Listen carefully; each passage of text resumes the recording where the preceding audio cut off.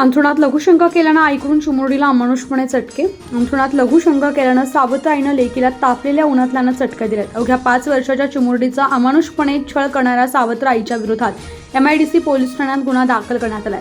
ही घटना हातकणंगले तालुक्यातील कासारवाडी येथे शुक्रवार दिनांक 13 रोजी घडली आहे.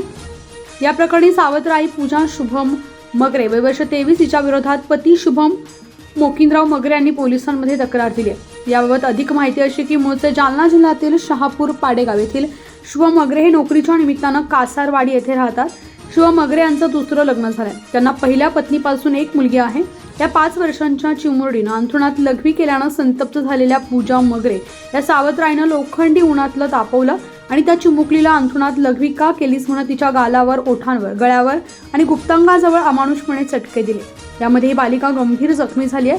तिच्यावर रुग्णालयात उपचार सुरू आहे. या प्रकरणी शिरोली MIDC पोलीस ठाण्यात गुन्हा दाखल करण्यात आलाय. पुढील तपास सहाय्यक पोलीस निरीक्षक पंकज गिरी करतायत.